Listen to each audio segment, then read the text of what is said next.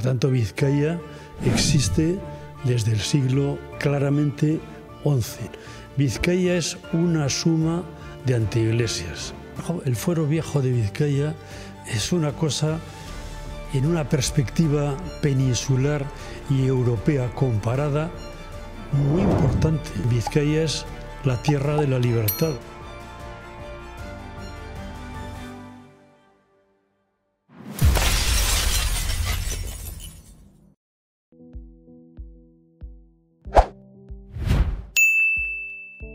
Bueno, me llamo Gregorio Monreal y he sido profesor de la Universidad Pública de Navarra.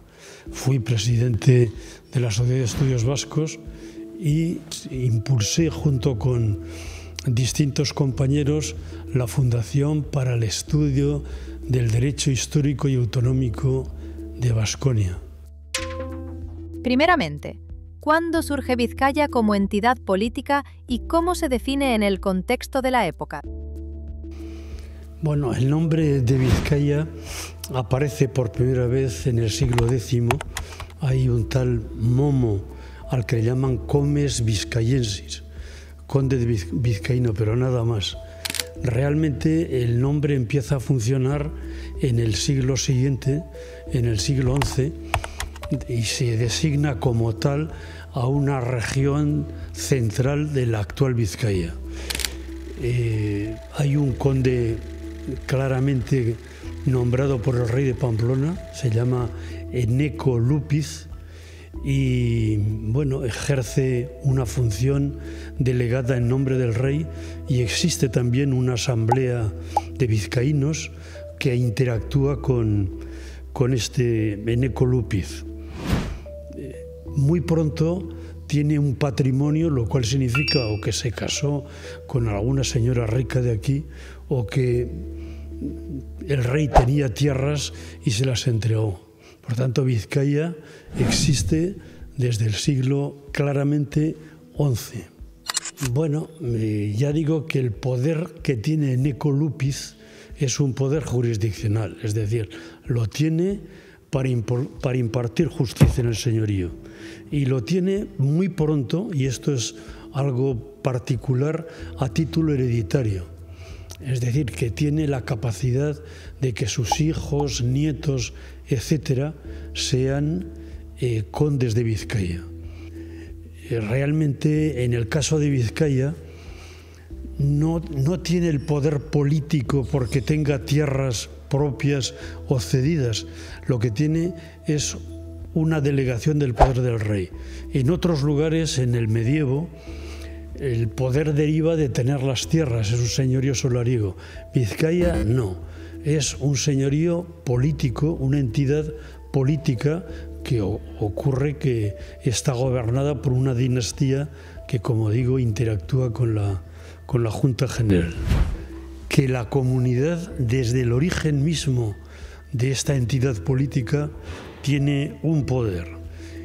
La asamblea se reúne en distintos lugares, pero muy pronto centra el lugar en Guernica. Y sus poderes son muy amplios, porque es la asamblea la que recibe el juramento de respetar el ordenamiento de la tierra por parte del señor y luego del rey. Es la asamblea la que se constituye en tribunal supremo en las causas penales. Es la asamblea la que acuerda dar o no dar dinero al rey o hacer una prestación de servicio militar. Bueno, esto significa que en Vizcaya el poder político es el resultado de un pacto entre la comunidad organizada, reunida en junta, y el señor o rey. Es, por tanto, un régimen pactista representativo, una gran singularidad en términos comparados con lo que ocurre en otros sitios de Europa. ¿De qué forma se configuró Vizcaya como estructura política?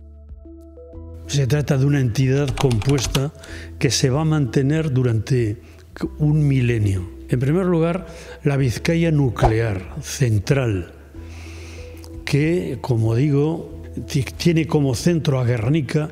No es que sea un centro propiamente dicho, sino que es un punto central. Está compuesta de varias merindades, quiero decir que está Uribe, está Busturia, está Zornoza, Bedia, Marquina, es decir, hay hasta 6 merindades. En el siglo XII se incorporaron 2 territorios, uno occidental y otro oriental. El oriental es Durango, tiene su propia junta, la Junta de Gerediaga, su propio merino, es muy similar a la Vizcaya central o nuclear. Y en el otro extremo está la Encartación, más amplia, con una junta que se reúne en Avellaneda, pero ya un poco distinta al resto de Vizcaya. Tiene el castellano un peso que no se da en el resto de Vizcaya. Son 3 entidades territoriales que forman una amalgama, pero dentro de los 3 territorios aparecen las villas. Es decir, con el consentimiento de los vizcaínos, que se necesita, el señor va creando hasta 21 villas. Mediante una carta Puebla les da un derecho y tienen autoridades propias que no tienen que ver nada con las autoridades del territorio. Las villas están amuralladas, es una obligación. Te hacen villa, pero tienes que construirte una muralla. Sin embargo, todos los demás entes municipales de Vizcaya no tienen muros, por eso se llama la tierra llana de Vizcaya. Dentro de esa estructura, ¿qué papel tenían la casa y la vecindad en la vida de la comunidad? Bueno, en la articulación de Vizcaya hay 3 elementos que hay que tener en cuenta. Está en primer lugar la casa, el elemento fundamental para un vizcaíno, uno procede de una casa. Está el barrio cofradía y está al final la anteiglesia, que es el municipio rural. La casa es la clave. ¿Por qué? Porque allí se nace, allí se muere, allí se trabaja y se alimenta. La casa suele estar situada o bien aislada o en un barrio o cofradía. Es un elemento importante este de la vecindad. ¿Por qué? Pues porque los vecinos se ayudan cuando hay problemas. Es un elemento de solidaridad y de asistencia. Y al final todo es la casa, la barriada, todo se integra en la anteiglesia. En Vizcaya se llama anteiglesia al municipio rural y proviene del hecho de que casi todos los domingos, con motivo de la asistencia a misa, los vecinos se reúnen y debaten y discuten los problemas de todo tipo que se pueden plantear, comunales, de ganado, de precios agrícolas, de impartir justicia, porque esta asamblea municipal, el Batzar, presidido por un fiel regidor, que es el nombre que se da a una especie de alcalde, digo, esto opera como una entidad fundamental. Vizcaya es una suma de anteiglesias. Se habla de que en Vizcaya el derecho era consuetudinario. ¿Qué significa eso exactamente y hasta qué punto se aplica? Bueno, significa que es una forma de vivir el derecho. Lo compartimos con el resto de Europa, porque en el norte y en el centro de Europa la costumbre es la forma de vivir el derecho. Sin embargo, entre nosotros, hasta el final de la Edad Media, la costumbre no escrita era la forma en que la gente se regía. Por lo tanto, las costumbres son usos sociales mantenidos en el tiempo. Vista la definición anterior, yo creo que hay, en realidad, la costumbre jurídica vizcaína y en general en todos los lados significa lo siguiente: o bien que la crea el pueblo directamente, porque la creación del derecho está abandonada a la población, es ella la que elabora el derecho a través de este mecanismo de la costumbre. Pero hay otra forma, que son los jueces también crean costumbre, que llamaríamos en este caso costumbre judicial. Por poner un ejemplo vizcaíno, si un alcalde de fuero que opera en las merindades va al lugar donde imparte justicia y los litigantes le plantean una cuestión, el juez tiene el problema de encontrar la costumbre adecuada, aplicable al caso que le plantean. Por tanto, las costumbres son costumbres populares más precedentes por parte de la actuación judicial. La suma de estas dos cosas se va a llamar muy pronto fuero de Vizcaya. Eso está en la memoria de la gente, no está escrito, pero todo el mundo sabe que eso es fuero de Vizcaya. Hay una tercera fuente que serían los privilegios. Es decir, el señor de Vizcaya viene a la Junta General, tiene un poder en Vizcaya compartido con la Junta, pero a veces, en virtud de su poder, concede determinados privilegios. Entonces, ¿qué es el derecho de Vizcaya? La suma de la costumbre popular, de las decisiones judiciales y de los privilegios o ventajas que pueda conceder el señor. Sin embargo, se empieza a escribir el derecho municipal. La Carta Puebla de una villa, las costumbres de la villa, los privilegios de la villa, todo eso está escrito y bien guardado en el archivo municipal. Pero el derecho general del conjunto de Vizcaya sigue en la memoria de la gente. Y de momento, las primeras redacciones por escrito corresponden a lo que es más importante. Vizcaya forma parte del genio del país, está muy dividida, están las guerras de bandos, los enfrentamientos, y es preciso pelear contra los bandos en concreto. ¿Cómo y por qué se recogieron por escrito las costumbres jurídicas de Vizcaya? La costumbre tiene sus pegas. La pega fundamental es que tiene un cierto grado de incertidumbre a la hora de recordarlas o de interpretarlas. Y además los jueces, que ya se empezaban a formar en las nuevas universidades que se crean, a veces hacen colar no el derecho vizcaíno, sino el derecho general del reino. Además, en el caso vizcaíno, ocurría que cuando los señores juraban el fuero, ¿qué fuero juzgaban? Juraban la costumbre, pero ¿qué costumbre? Es decir, había que dar seguridad a la vida jurídica y lo más conveniente en ese sentido era recoger por escrito, algo que estaba ocurriendo, por cierto, en otras formaciones políticas de la península o en general en Europa. Por esa razón, también en Vizcaya, a finales del siglo XV, en Guernica se decide recoger la costumbre. Se encarga a una comisión, la redacta y vuelven a la Junta, y en la Junta van leyendo precepto por precepto y los vizcaínos al final lo aprueban siguiendo el rito propio de Vizcaya al aprobar las cosas, que era todos al unísono gritar «vala», es decir, «valga». ¿Qué supuso la redacción del Fuero Viejo para la historia del derecho vizcaíno? Bueno, realmente el Fuero Viejo de Vizcaya es una cosa, en una perspectiva peninsular y europea comparada, muy importante. Pero además de la Administración de Justicia, pues se ocupa de todas las cuestiones de la vida privada, de la propiedad, de las sucesiones, de la posición de la mujer, en fin. Ahí queda ya definido, de tal manera que el derecho de Vizcaya que llega hasta nuestros días es un derecho que estaba ya configurado, prefigurado en el siglo XV, dotada de mecanismos de gobierno y estableciendo claramente un régimen pactista. Lo propio de Vizcaya es que es un sistema pactista de gobierno.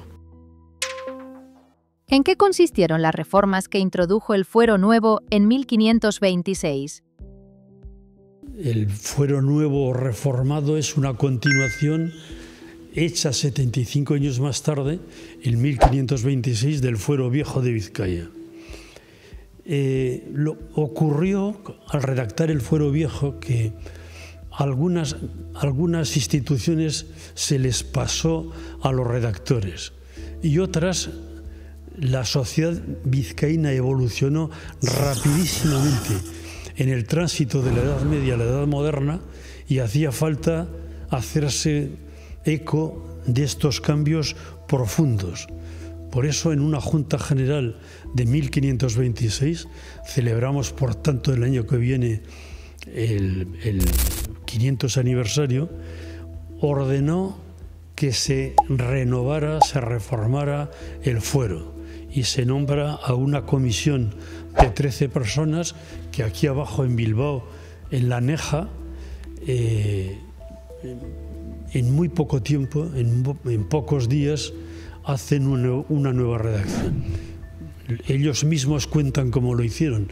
Tomaron por un lado el fuero viejo y fueron redactando el fuero nuevo.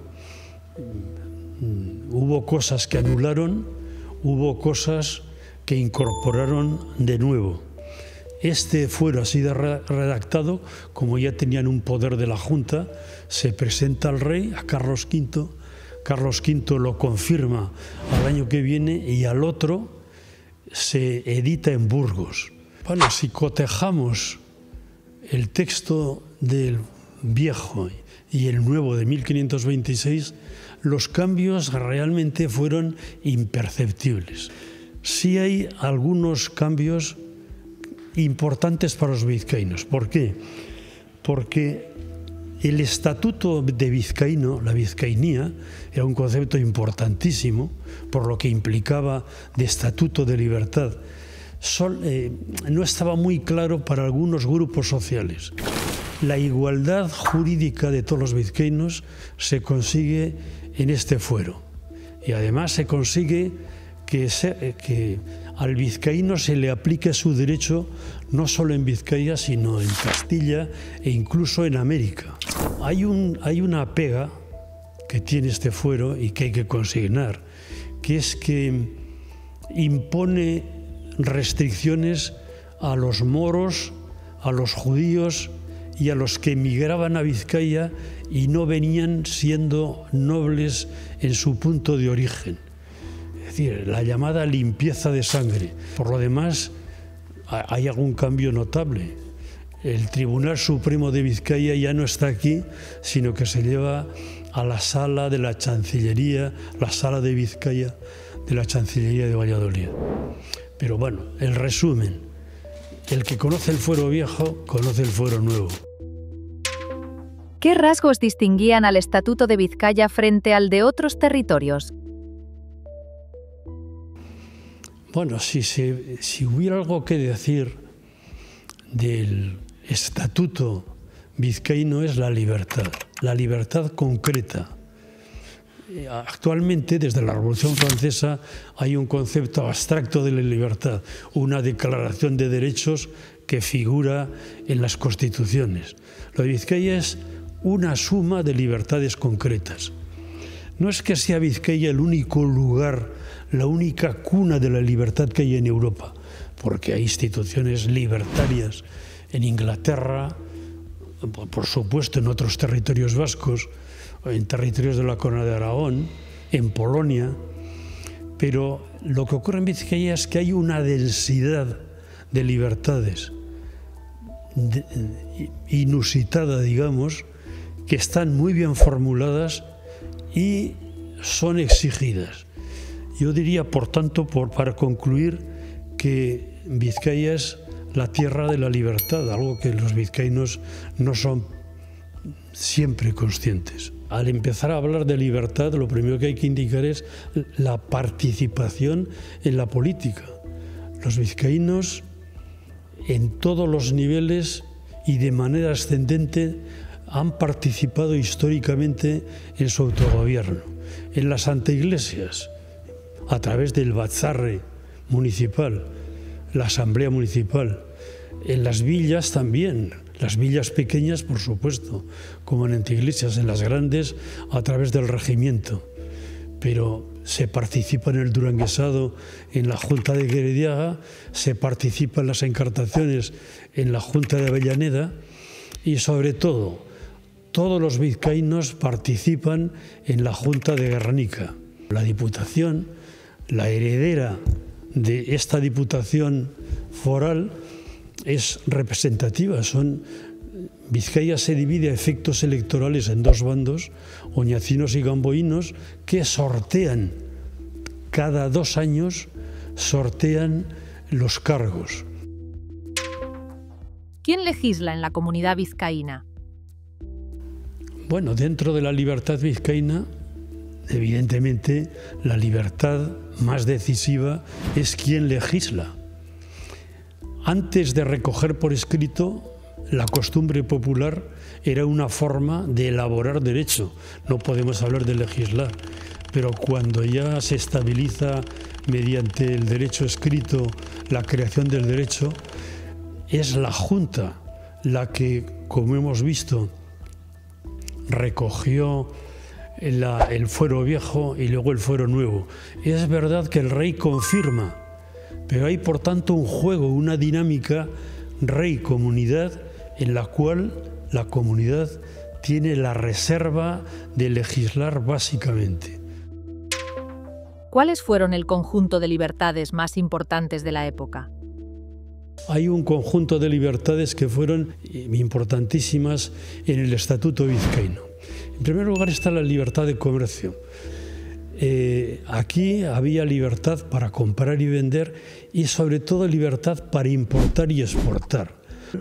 Si uno podía traer bienes de cualquier lugar del mundo, hacía que la vida vizcaína fuera más barata, hacía que la producción aquí aumentara y hacía sobre todo que se creara entre los vizcaínos una especie de capacidad de emprendimiento, una dinámica comercial que ha teñido la vida vizcaína. Bueno, en segundo lugar, otra libertad muy importante era el estar exentos de tributación. El vizcaíno no paga, es decir, el señor, el rey, no puede imponer tributos en Vizcaya. Por tanto, el rey puede pedir ayuda a los vizcaínos, que se la darán o no se la darán. El concepto por el que pagan es donativo, no es impuesto. Y en tercer lugar, los vizcaínos no cumplen servicio militar, defienden el territorio. Si el rey les pide apoyo militar, contestan, pero solamente acuden a defender al rey hasta el árbol Malato, que estaba situado en Luyando o Luyahondo. ¿Qué privilegios tenían los vizcaínos frente a la ley? Bueno, efectivamente, además de estas libertades cívicas generales, está el llamado habeas corpus. Un vizcaíno no podía ser detenido salvo si existía una condena judicial firme. Pero es que incluso si un vizcaíno constaba que había cometido un delito, existía una institución que era el llamamiento sobre el árbol. Es decir, el alcalde que fuera colocaba 2 edictos, uno en la anteiglesia del lugar de donde era el delincuente y otro en Guernica, y le convocaba para que acudiera a Guernica a responder de las consecuencias en derecho de su propio delito. Y sobre todo era muy importante en Vizcaya el no poder ser sometido a tormento. En el resto de Europa era común que si te detenían para obtener una confesión, te sometían a tormento. Un vizcaíno, ni en Vizcaya ni fuera, en Castilla o en América, podía ser sometido a tormento frente a la situación en el resto de Castilla, en Europa, del sometimiento a tormento. ¿Qué singularidades tenían el tema de la familia y el matrimonio? ¿Y qué papel tenía la mujer en todo esto? En Vizcaya, la mayoría de la propiedad era privada.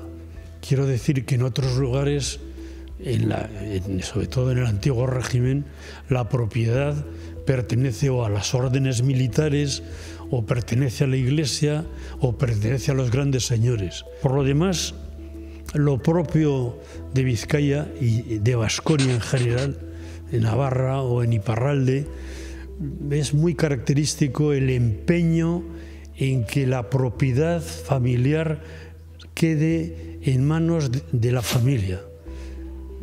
Para que esto sea así, habrá algunos mecanismos. El principal es que entre nosotros el testamento se aplica poco, se aplica más la capitulación matrimonial.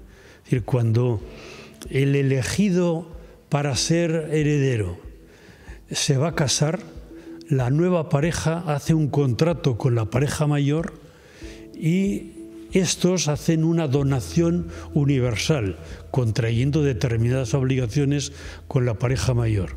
Bueno, por otra parte, el matrimonio es muy singular entre nosotros, en Baskonia en general, pero también en Vizcaya.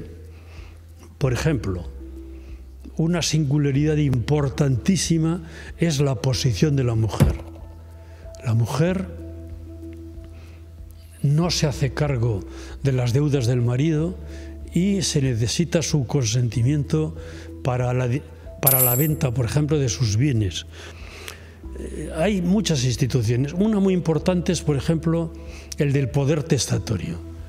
Si alguien va a morir, no quiere hacer testamento, confiere al cónyuge superstite al que queda la capacidad de hacer testamento en nombre de los dos. Esto tiene su importancia. Es decir, lo propio de Vizcaya, solamente en Navarra hay un grado mayor, o en Ayala, es la libertad de testar.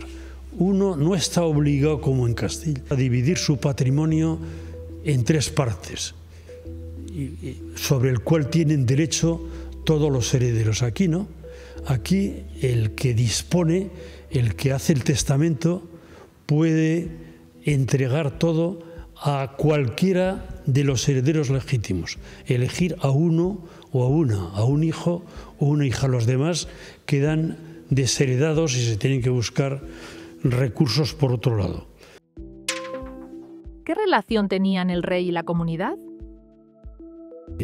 Vengo insistiendo en que lo propio de Vizcaya es el ser un régimen pactista, o pactado, o representativo.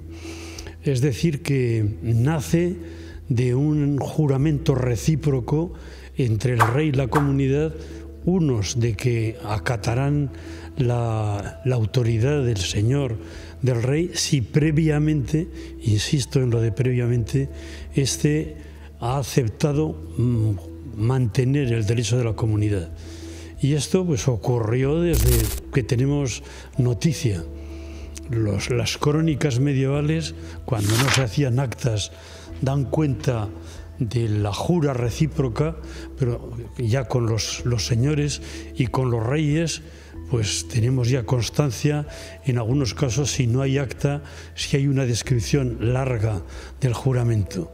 Y a partir de Isabel la Católica, incluso de Enrique IV, tenemos actas para el final de la Edad Media, para toda la Edad Moderna, hasta Fernando VII. De tal manera que, ¿qué es un fuero de Vizcaya escrito? Pues el conjunto de preceptos que lo constituyen, más la suma de todas las actas de las juras realizadas. ¿En qué consistía el ceremonial de la jura? Hay un ceremonial que procede de la Edad Media y se mantuvo mientras las juras se efectuaron de esa manera. Quiero decir que tan pronto como un rey, un señor, tenía derecho al gobierno de Vizcaya, tenía que venir a Vizcaya a hacer la jura. Y se atenían a un ritual de 5 etapas. Llegaban a Bilbao, en las puertas de Bilbao le recibía el vecindario, después el regimiento. De ahí iban a ser recibidos por la comunidad vizcaína en el Alto de Aretxabalaga y bajaban después a hacer la primera jura en Goikoelegea, que está en la Rabezúa. De allí se pasaba a Guernica, y en Guernica la jura propiamente dicha se hacía dentro de la ermita juradera. Y de allí se salía en procesión sobre el árbol, debajo del árbol, donde se producía el acatamiento mediante el besamanos. En estos dos sitios, bueno, desde ahí se iba a Bermeo, a la iglesia de Santa Eufemia. En todos los casos, el rey, ante un sacerdote revestido, colocaba la mano sobre el altar o teniendo en la mano un crucifijo y allí efectuaba la fórmula: juro que mantendré, fin. Esta fue la forma ritual hasta que, claro, la monarquía española creció, se convirtió en universal, los reyes tenían reinos, ducados por todo el planeta, bueno, por Europa, América y Asia. Eso era imposible y el juramento tradicional se sustituyó por una cédula. Ese juramento se enviaba una cédula que se incorporaba también a las nuevas ediciones del fuero. Bueno, para los vizcaínos el juramento evidentemente era importantísimo, era algo sagrado y ya he insistido antes que cada acta iba a parar al cuerpo del fuero. De tal manera que ya digo, toda edición del fuero tiene al final un listado con las actas de todos los juramentos prestados. ¿Durante cuánto tiempo estuvo vigente el fuero reformado de 1526?